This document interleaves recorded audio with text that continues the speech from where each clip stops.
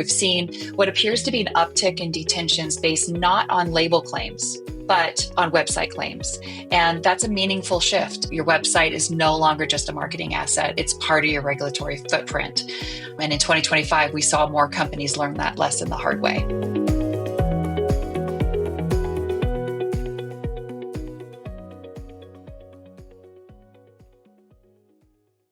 Hello, I'm Wayne Pines.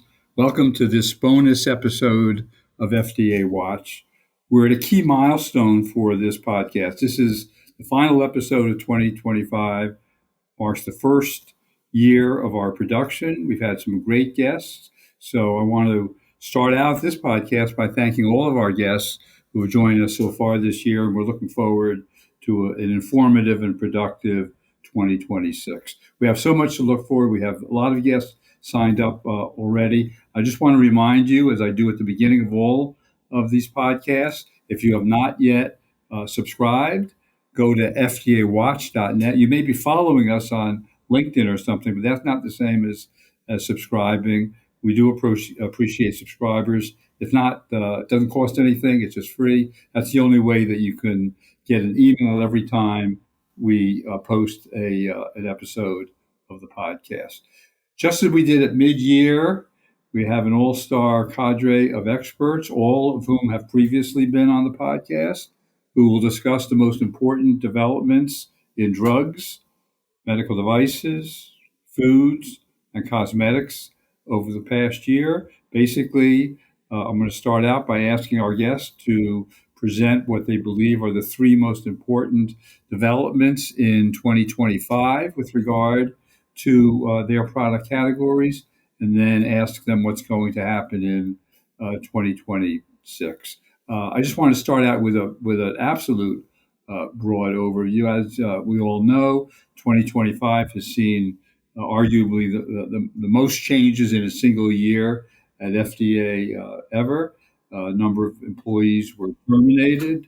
I want to start with a broad overview of 2025. There were more changes at FDA than we'd ever seen in any single year in the past. In April, about 20% of the agency's employees were terminated. Additional employees have left, including many of the most senior employees. We're all well aware of what happened and what's been happening since. In terms of budget, the overall FDA budget in fiscal 2025 was about the same as in fiscal 2024, about $7 billion. But in 2025, more of that came from user fees and less from taxpayers' funds.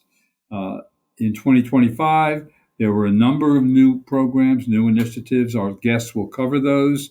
The most dramatic and overriding was, of course, the systematic use of artificial intelligence. That's changed how products are regulated. It will result in still more changes. That would have happened anyway.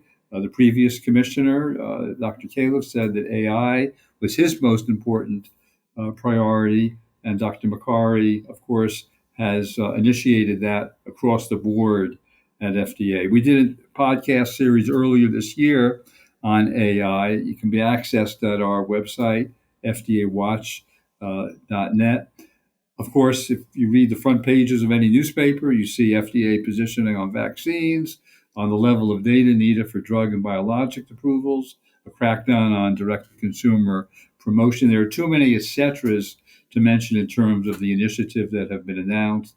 One final note, at a recent FDLI enforcement meeting, Jill Furman, who's the director of the CEDAR Office of Compliance, that there had been a 50% increase in warning letters issued by CEDAR in FY 2025.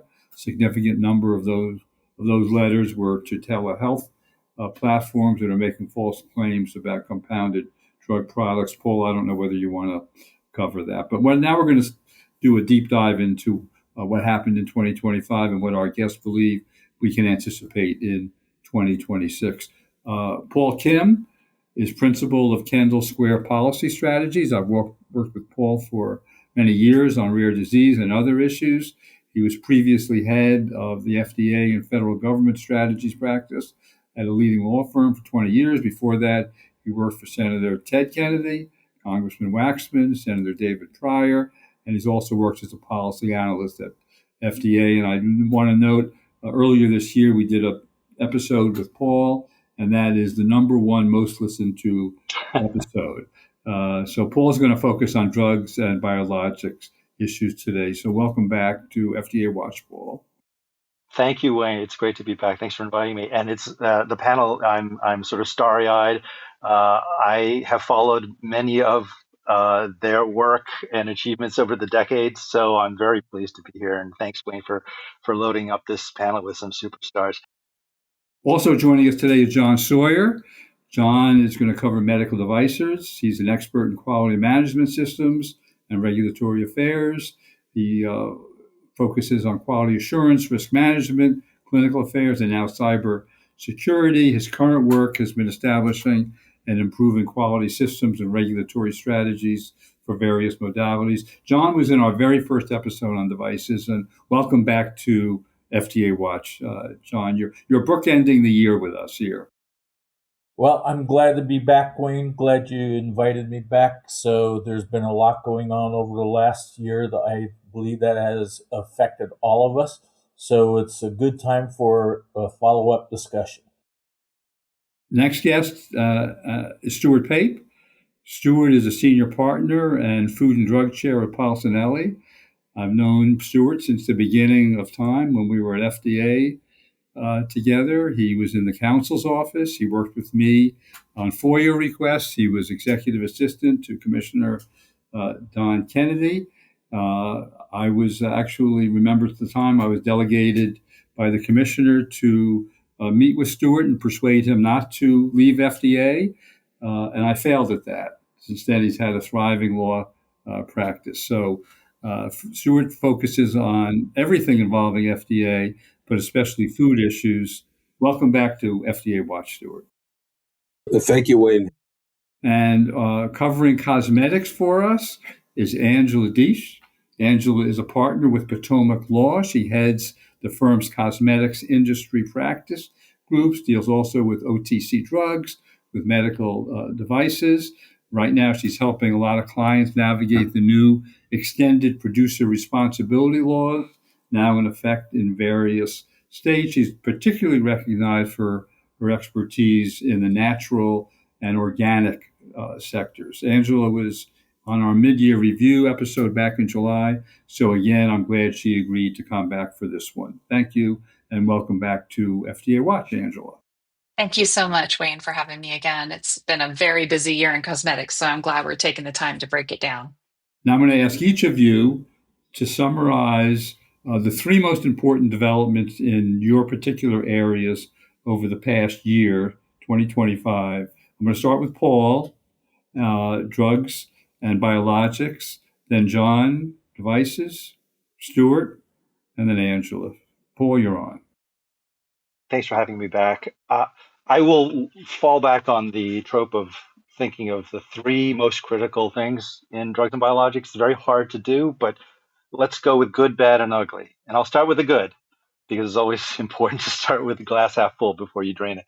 I would say the plausible mechanism pathway is very promising. Like many of you here, we spent a lot of time on orphan drug development, on rare disease innovation, and the notion that the baby KJ Muldoon, the work by CHOP by David Liu of Harvard and Broad on the first personalized CRISPR therapy, that can actually presage a regulatory approach that will help to stick the landing for individualized therapies like this. I think that's fabulous. I will say that the New England Journal essay was illuminating, but not comprehensive. Right? We have this idea that it is going to be an umbrella, a platform approach, but in addition to what the agency can do, of course, to facilitate this, the kinds of supports that academic investigators, that teams across the country at children's hospitals and elsewhere to develop ASOs and gene editing and gene therapy, a lot of those spokes to the hub, to the rare disease hub in a way,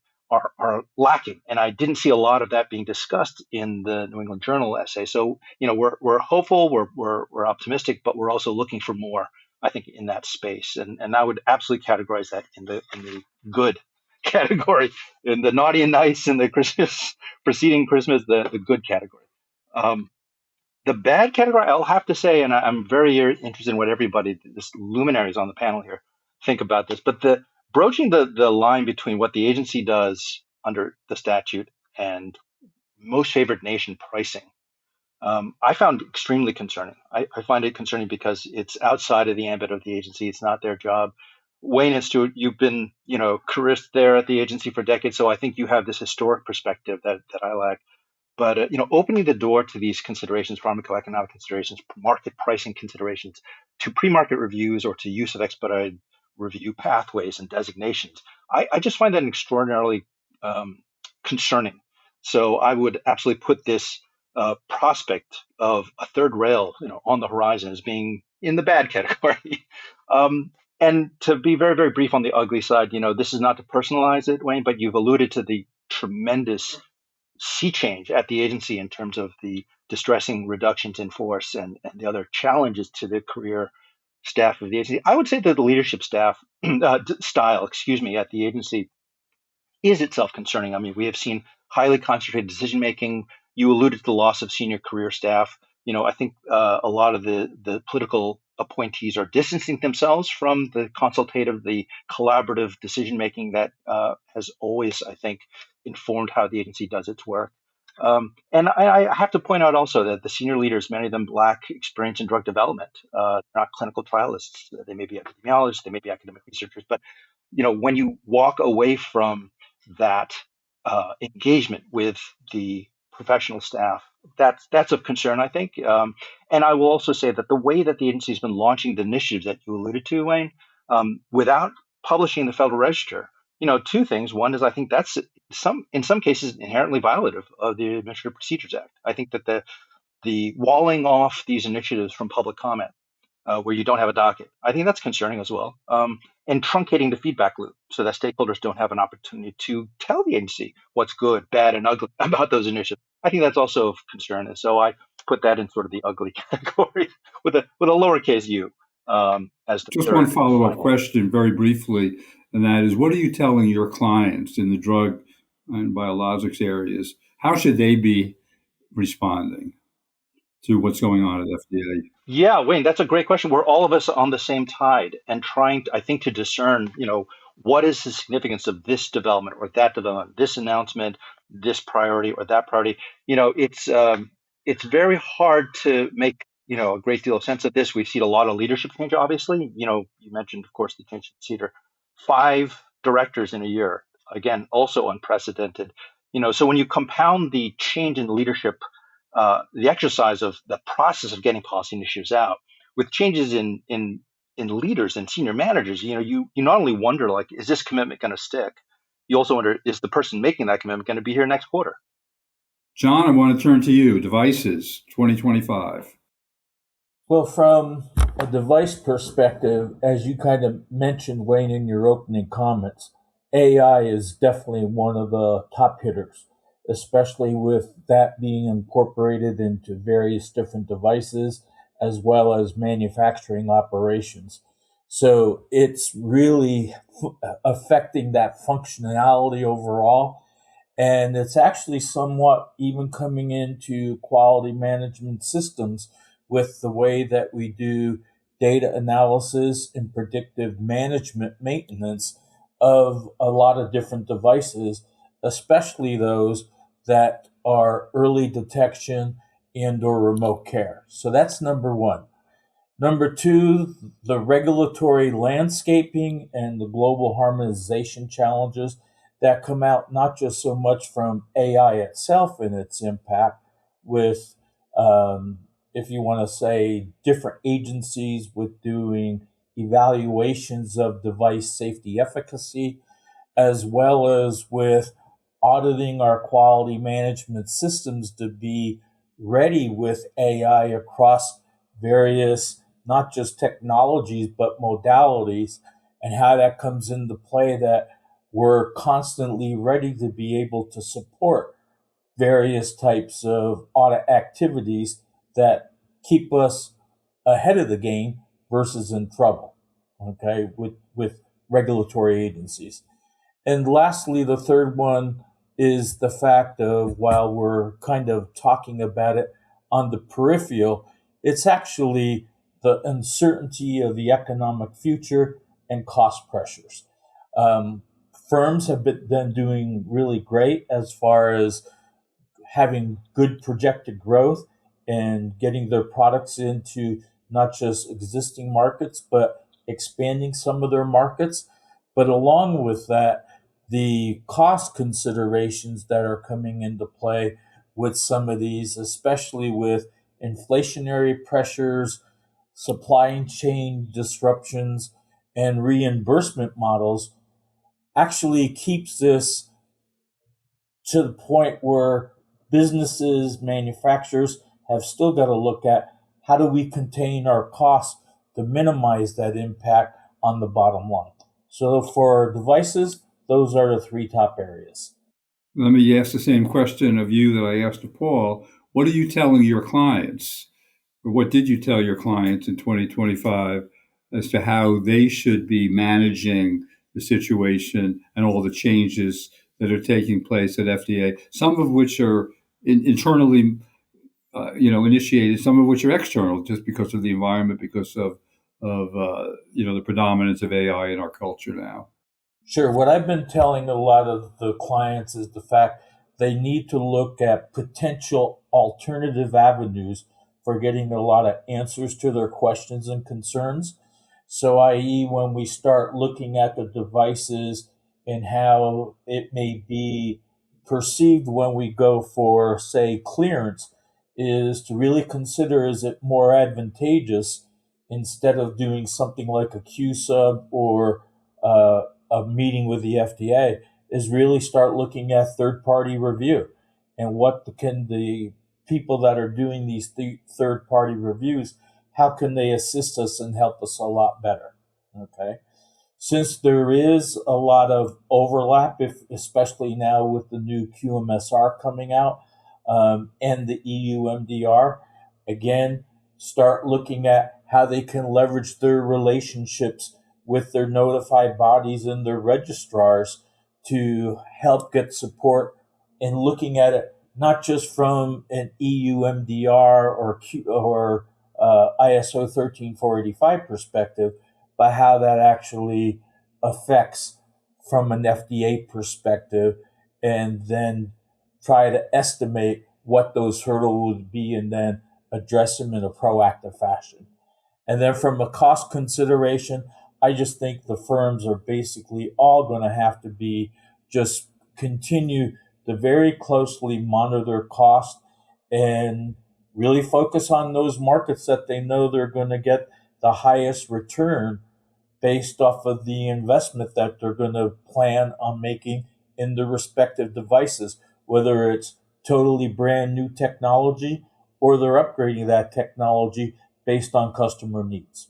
Just very briefly, I want to ask both you and Paul, are you seeing less investment? Let me ask John first and then Paul, in the areas that we're talking about, John in devices, Paul in the drug biologics area. Did you see less investment in 2025 than you might have expected? From a device perspective, haven't seen less.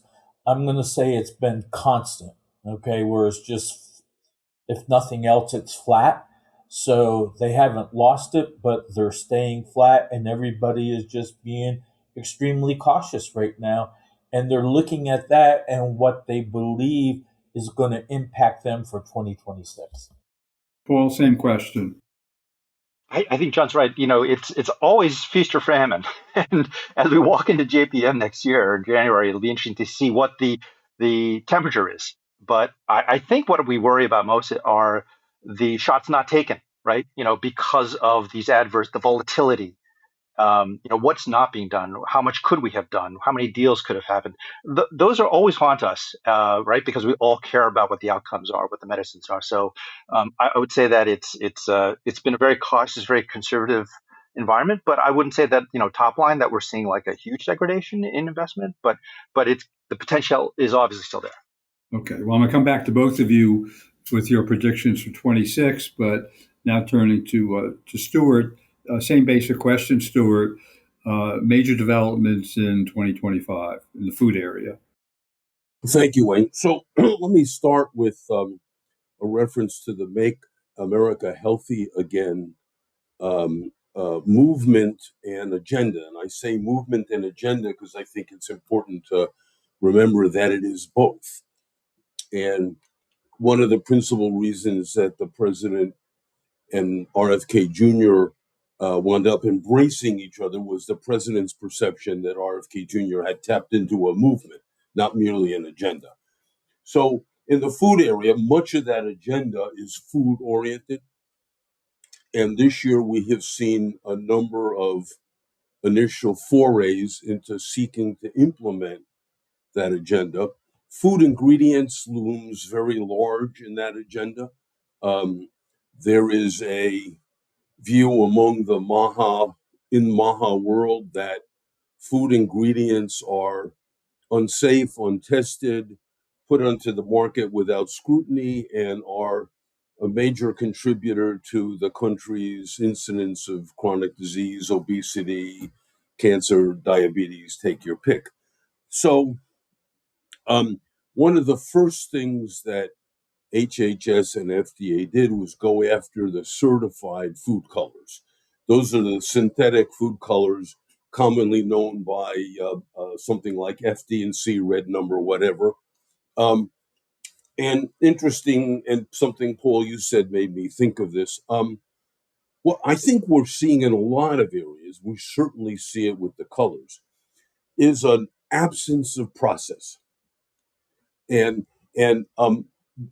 before any of this happened, I wrote several long memos for clients at their request describing the process to amend or revoke a color additive regulation.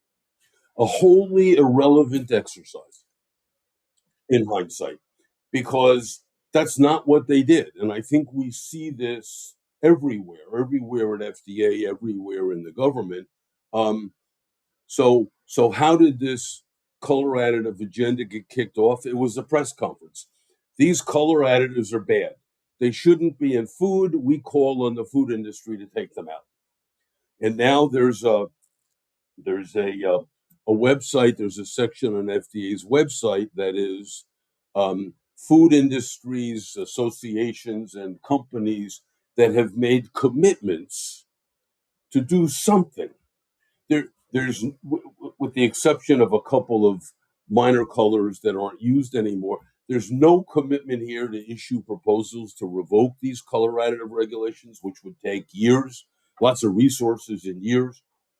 And so there's a running list on the website, and both the secretary and Commissioner McCary periodically comment favorably on those companies who've made commitments. Although, if you look carefully, most of those commitments are limited. We, Company A, will get these certified colors out of foods in the school lunch program by 2026, 2027. Um, you know, there are lots of challenges to substituting natural colors for synthetic colors, availability, price, consistency. Certified colors are the same from lot to lot and batch to batch, and natural colors may not be. So I think that's the first sort of thing I'd point to, both the ingredient agenda and the manner in which they went about it. The second issue and the food industry's position on the colors has basically been, let's accommodate if we can. But you're seeing now, as I get through my list of things, we're approaching the limit of accommodation. So the second major issue, and this is sort of existential for some food companies, is the focus on ultra-processed foods. FDA and USDA put out a request for information to come up with a definition of ultra-processed food. There is no U.S. government definition. There are other definitions floating around, the NOVA definition that's quite broad. One of the things that struck me about that RFI on ultra-processed foods is when FDA's done that in the past, they've articulated what they intend to do if they're defining it. So we put out an RFR to define natural. Here's why we want to define natural, and here's what we're going to do with it.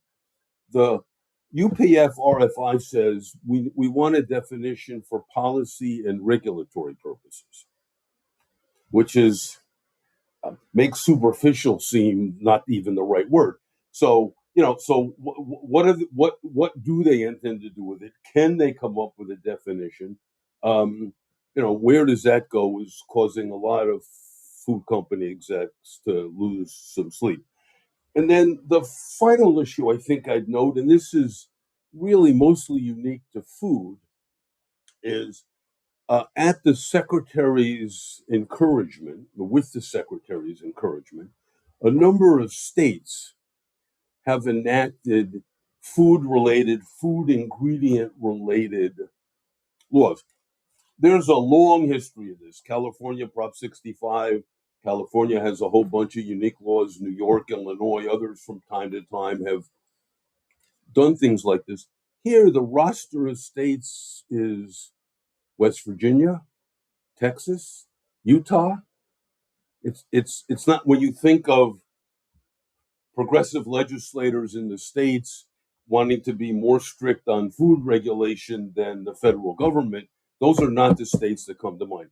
And Texas, I'm old enough to remember when, if the EU or the UK or Australia did something in the food or environmental area, that the common Republican reaction, at least, to that would be overregulation, nanny state, et cetera, et cetera, et cetera. So here we have Texas enacting a law that identifies 44 food ingredients, and beginning after January 27 would require a warning. This product contains an ingredient that is not recommended for human consumption by the appropriate authority in Australia, Canada, the European Union, or the United Kingdom. Put aside the fact that that's not even a correct statement. So here we reach the limits of accommodation. And about a week ago, a group of major food industry trade association sued Texas on a variety of grounds, including First Amendment and preemption. I think the preemption argument is hard, but the First Amendment, Texas would be requiring you to put something untruthful on your label. That's a good First Amendment case. So anyway, that's a full agenda, and there's more to come next year. Thanks. Okay. Want to go to Angela. Angela, same question that Paul and John and Stuart have addressed, but in the cosmetics area, 3 most important developments in 25. Thanks, Wayne. I'm going to do something again that I did in the prior visit that I had with you here. And even though the question is framed around major FDA developments for cosmetics, when I look back at 2025, I actually see it less of a year of one single, federal headline and more of a year of where compliance truly matured across the board for cosmetics. Brands had to move beyond theory and really operationalize requirements. 2 of those 3 developments that stand out most to me were driven at the state level, right? Extended producer responsibility compliance, as well as intensified state regulatory oversight, alongside a third, which was increased FDA enforcement at the border, particularly around claims. Now, together, they signaled this shift from regulatory planning for companies and to needed real-world execution, right, and operational execution. So first, 2025 was really the year of education and reckoning for companies in the cosmetic sector when it comes to extended producer responsibility, or EPR. Reporting obligations forced many companies to learn, often really for the first time, how to analyze their contributions of materials and ultimately waste, right, across different jurisdictions. Reporting obligations required companies to have a much deeper understanding of their packaging components, including primary and secondary packaging, their material types, the weights, how products and their materials actually move through their distribution channels. And what stood out of this was that it wasn't just a legal exercise, it was an operational one. Marketing, packaging, logistics, supply chain, and legal teams all had to work together. So for many brands, 2025 was the year they realized that EPR and compliance isn't just about reporting, right? It is an ongoing data management and forecasting obligation that will only continue to grow more complex over time, particularly as more states get into the game. Now, the second big development was the state level regulatory compliance, particularly around reporting and ingredient restrictions. We spent a lot of time in 2025 helping brands understand how to comply with increasing specific state requirements. A good example being Washington's 1 part per million lead restriction, which requires brands to take a much closer look at their raw material sourcing, impurities, and supplier documentation. At the same time, we saw California Safe Cosmetics program really come into its own. For the first time, California began sending notices of noncompliance to companies, and that was a wake-up call for many. Up until then, many companies viewed reporting at the state level largely administrative and, there's no enforcement arm, so why should we, But in 2025, it became clear that California is actively reviewing submissions or lack thereof and following up when something doesn't align. So the broader takeaway is that state cosmetic regulation is no longer passive, right? Brands need systems in place to track ingredient restrictions and reporting obligations because compliance is no longer just a federal level thing, right? And then the third for major development was an increase in FDA enforcement at the border, particularly for imported cosmetics. That's what's notable is that we've seen what appears to be an uptick in detentions based not on label claims, right, but on website claims. And that's a meaningful shift. It suggests that FDA is increasingly evaluating the totality of a brand's messaging, not only what's physically on the product, but how it's marketed online. So for brands importing cosmetics into the US, this fundamentally changes the risk calculus, right? Your website is no longer just a marketing asset. It's part of your regulatory footprint. And in 2025, we saw more companies learn that lesson the hard way. Okay, I'm overwhelmed by all your responses. There's so much that happened in 25. We're going to take a quick break here, and then we'll be right back.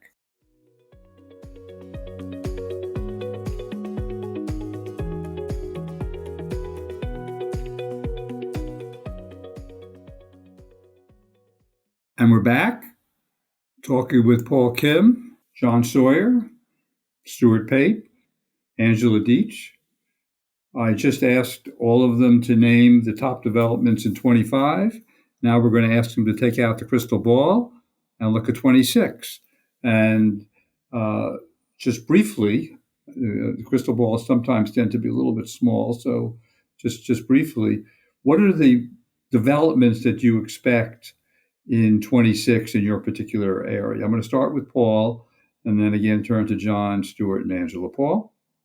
Yeah, let me build on what we talked about.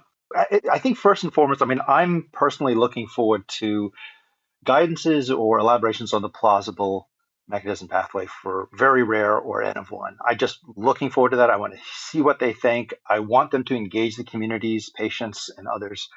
That's one thing that I'm interested in. You also alluded to PDUFA 8. Of course, the negotiations have begun. The meeting summaries from the subgroups are being posted. So, there are some proposals that are de novo from the agency. That process is just, we want to keep that on the rails. I think that's the expectation for 2026. They need to get to the next station. And then finally, I think the thing that's been absent from the past year is really the dialogue, the sort of the constitutionally obligated role of oversight. I have not seen Congress take an active role on this. I know you guys probably saw the Senate Finance hearing where Secretary Kennedy got, I wouldn't even call it a risk tapping. It was sort of a pat on the back and sort of, a very partisan divide. Congress has got to pick up the reins when PDUFA 8, the negotiations are complete on the agreement and all the other user fee agreements. And, I really struggle to know what it is Congress thinks about all the things we just talked about. That for me, I'm really hoping to see that shoe drop next year. John, same question, 26. So for 2026, there's a couple areas that I think are going to elevate itself with respect to what device manufacturers are doing. It's a carryover and an extension of addressing AI and machine language that's in embedded software and going into our devices with the EU AI directive that has come out, as well as some of the FDA's evolving stances on AI and machine language.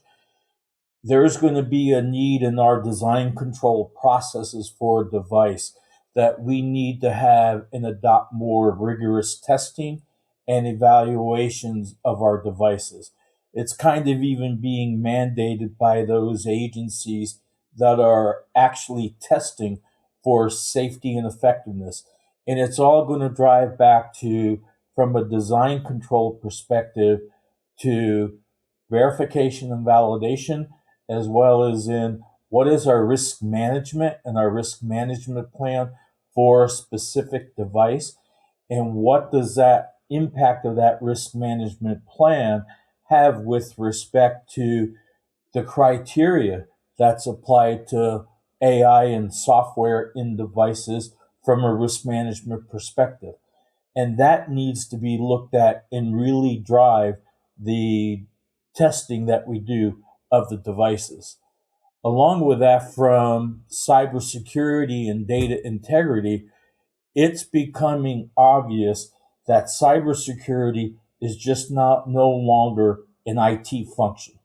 There's that overlap into quality management systems, and the organization, QARA, working with IT, working with executive management, needs to see how we bridge that, again, to minimize costs, to learn from each other, and how we actually minimize the potential of impact on patient safety and device safety with breaches from a cybersecurity perspective. If you look at what they project or estimate the cost from 2025, they look at breaches that have occurred from a cybersecurity data integrity. That cost has been estimated to be between $7 to $7.5 million. And the actual time to evaluate and find out where and how long that event has actually occurred, it's up to almost 279 days. So with looking at this through the product life cycling, and what we're doing is we need to actually be looking at how we can, through penetration testing or other types of fuzz testing or tools, working with security and IT, the IT security guys, is how we manifest those that it's quicker detection on both sides, not just from an IT perspective, but from a device perspective as well. And then the last thing is sustainability. What is the impact of all of this having on our supply chains, and how that's going to impact us as far as getting all of the things that we need to actually manufacture and get our devices into the marketplaces sooner rather than later. And so they all kind of build on top of each other. So that's what I look at for 2026. Stuart, 26. Well, we're going to see more of the same on the ingredient front. There is a proposal currently under review at OMB that would seek to make it mandatory to file a GRAS notice with FDA.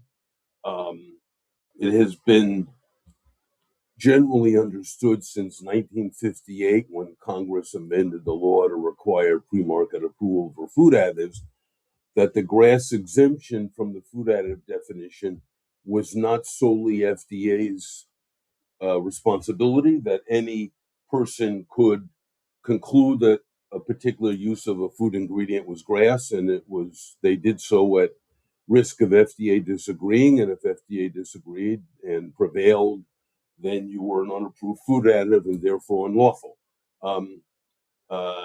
It is conceitedly unusual in a country with a developed regulatory system for food to permit new ingredients to be introduced in the food supply without any requirement that the regulator be made aware of the ingredient, much less authorized to have to authorize its use.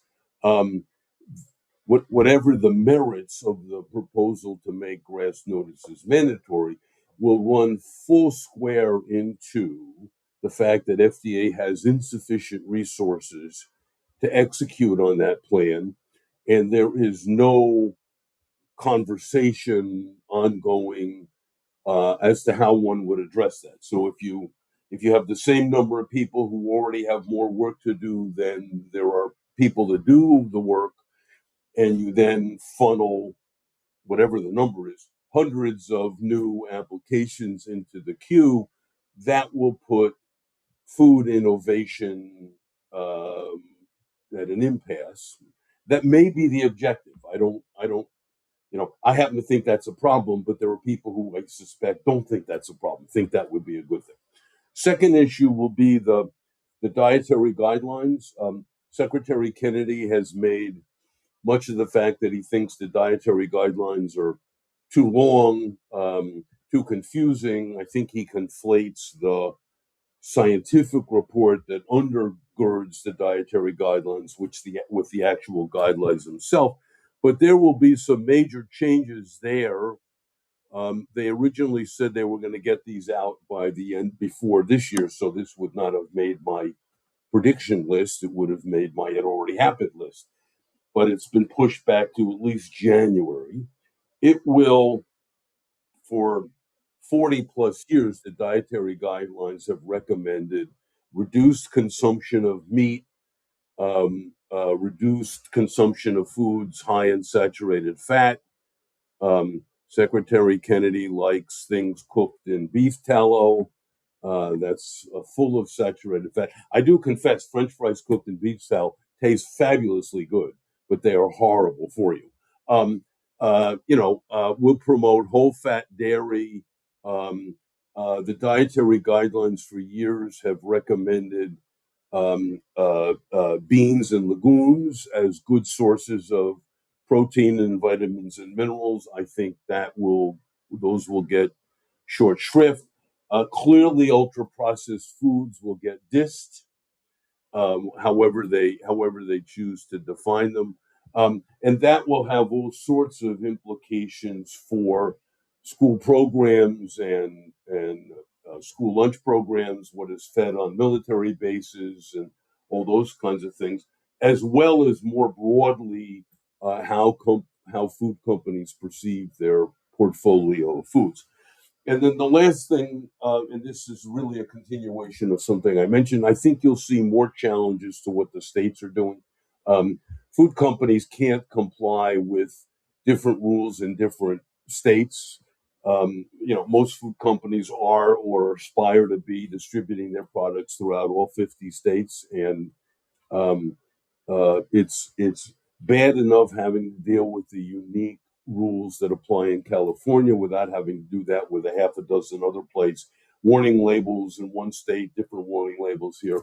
So I think you'll see the food industry more willing to challenge the states, because they can still be accommodating at the federal level. It's sort of a schizophrenic positioning, accommodating to the extent they can at the federal level while challenging these independent state requirements. And food industry is going to try and walk that line. Okay. Angela, 26, cosmetics. Thanks, Wayne. So there is, of course, the anticipated rulemaking on under MOCRA for GMPs and fragrance allergen disclosures. But since we're limited to the top three, I'm not going to focus on those. Instead, I'm watching very closely in 2026 the modernization of sunscreen regulation, real-time adverse event transparency, and continued escalation of enforcement and import scrutiny. So sunscreen regulation is potentially undergoing what could be the most meaningful change we've seen in decades. Just this month, FDA proposed amendments to the OTC sunscreen monograph to include bimotrizinol at concentrations up to 6%. At the same time, it announced its intention to recognize the ingredient as GRAS for adults and children 6 months and older. What makes this so important is that the last new sunscreen filter, approved as, back, I think, 1999. If this change is finalized, it could signal a much broader modernization of how FDA approaches sunscreen regulation, with real implications for product innovation, formulation quality, and global competitiveness, honestly. Now, for those interested, FDA's comment period is open through late January, and stakeholders ranging from dermatologists to sunscreen manufacturers will actively be submitting technical, or should hopefully be submitting technical data and position statements. And already many industry voices are supporting the change, highlighting bimotriazonal's strong photostability, low irritation profile, and established use abroad. Second, is public real-time adverse event reporting for cosmetics. The FDA's new dashboard launched under MOCRA provides daily updated access to adverse event reports tied to cosmetic products. And this fundamentally changes the compliance landscape. Brands need to be prepared not just to report serious adverse events on time, but to respond to them in the public environment, potentially. And consumers, competitors, and regulators can all see patterns emerge. Consumer Plaintiffs Council, right? So in 2026, I expect that we'll see increased scrutiny of how companies investigate, document, and respond to these reports, not just whether they file them. And then lastly is the continued escalation in FDA enforcement and import controls. We're already seeing more inspections, more warning letters, and significantly more U.S. scrutiny at the ports of entry, like I mentioned earlier. And I expect that in 2026, this trend's only going to continue and accelerate. Increasingly, this enforcement is likely to continue to be supported by data analytics and increased AI-enabled tools, which will allow FDA to screen products and brands really more efficiently and at a greater scale.